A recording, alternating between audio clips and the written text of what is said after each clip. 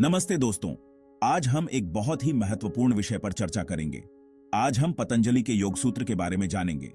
यह एक प्राचीन ग्रंथ है जो योग के सिद्धांतों को समझाता है। योग का मतलब होता है जुड़ना। यह केवल शारीरिक व्यायाम नहीं है, बल्कि आत्मा और परमात्मा का मिलन है। यह है आत्मा का परमात्मा से मिलन। जब हम योग करते हैं तो हम अपने भीतर की शांति को महसूस करते हैं। महर्षि पतंजलि ने योग सूत्र में योग के रूल्स बताए हैं। ये नियम हमें जीवन में संतुलन और शांति प्राप्त करने में मदद करते हैं। योग सूत्र हमें बताता है कि कैसे हम अपने मन को शांत कर सकते हैं। यह हमें ध्यान और आत्मनिरीक्षण के माध्यम से आत्मज्ञान की ओर ले जाता है। पतंजलि कहते हैं, योग चित्तवृत्ति निरोधा। इसका मतलब है कि योग हमारे मन के विचारों को नियंत्रित करने का तरीका है। जब हमारा मन शांत होता है तो हमें अंदरूनी शांति मिलती है। जब हमारा मन शांत होता है तो हमें अंदरूनी शांति मिलती है। यह शांति हमें जीवन के हर पहलू में मदद करती है। योग एक बहुत पुराना इंडियन नॉलेज है। यह सदियों से हमारे पूर्वजों द्वारा अभ्यास किया जा रहा है। यह हमारे शरीर, मन और आत्मा को जोड़ता है। योग के माध्यम से हम अपने जीवन में संतुलन और सामंजस्य प्राप्त कर सकते हैं। योग करने से हम हेल्थी, खुश और शांत रह सकते हैं। यह हमारे शारीरिक और मानसिक स्वास्थ्य के लिए बहुत फायदेमंद है। योग कोई धर्म नहीं है। यह एक आध्यात्मिक अभ्यास है जो हमें अपने भीतर की ओर ले जाता है। यह जिंदगी जीने का एक तरीका है। यह हमें सिखाता है कि कैसे हम अपने जीवन को अधिक सार्थक और संतुलित बना सकते हैं। यह हमें खुद को जानने का रास्ता दिखाता है। योग के माध्यम से हम अपने सच्चे स्व को पहचान सकते हैं और जीवन में शांति और खुशी प्राप्त कर सकते हैं। योग सूत्र का पहला पाठ समाधिपाद कहलाता है। यह अध्याय योग के सबसे महत्वपूर्ण पहलुओं में से एक है। इस अध्याय में समाधि के बारे में विस्तार से बताया गया है। यह हमें ध्यान और आत्मज्ञान की गहराइयों में ले जाता है।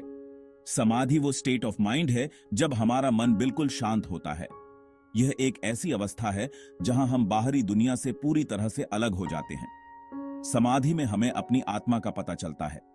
यह आत्मा के साथ एक गहरा संबंध स्थापित करने का मार्ग है। यह बहुत सुख और शांति वाली अवस्था है।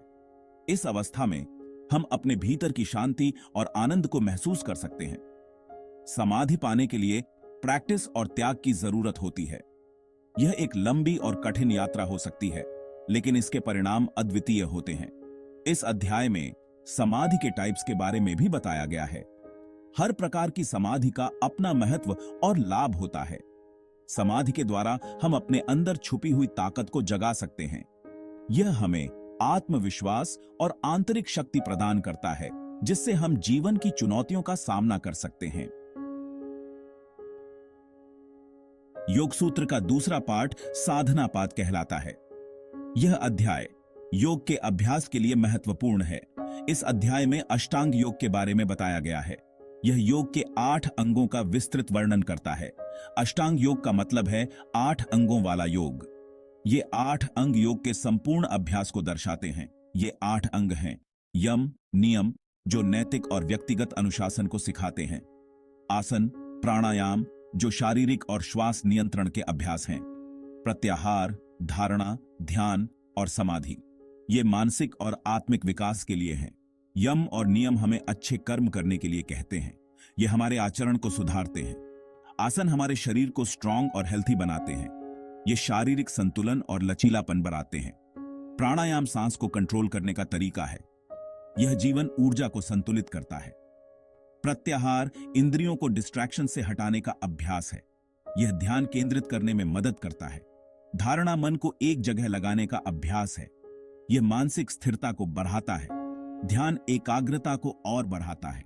यह आत्मचेतना को गहरा करता है। समाधि योग का आखिरी लक्ष्य है। यह आत्मा की मुक्ति और परम शांति का अनुभव कराता है।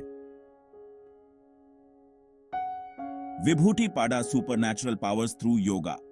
तीसरा अध्याय विभूतिपाद योग से मिलने वाली स्पेशल पावर्स के बारे में बताता है। यह अध्याय बताता है कि कैसे ध्यान, धारणा और समाधि के अभ्यास से इंसान अनयूजुअल पावर्स पा सकता है। इन शक्तियों में अतीत और भविष्य को जानना, दूर की चीजों को देखना और मन से चीजों को कंट्रोल करना शामिल है।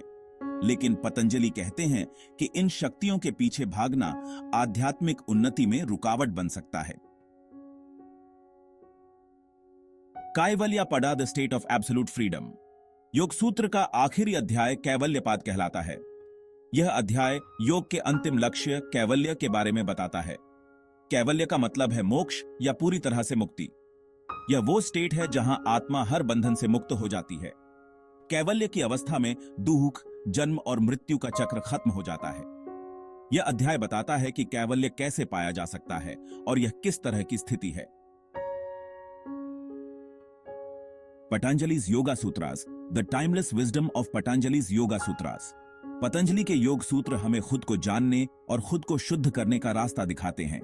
यह ग्रंथ हमें शारीरिक, मानसिक और आध्यात्मिक शांति पाने के लिए आसान तरीके बताता है। योग सूत्रों की टीचिंग्स आज भी रेलेवेंट हैं, जैसे वो सदियों पहले थीं। यह ग्रंथ हमें याद दिलाता है कि सच्ची खुशी और शांति हमारे अंदर ही है। योग के अभ्यास से हम अपनी जिंदगी बदल सकते हैं और अपने असली रूप को पहचान सकते हैं।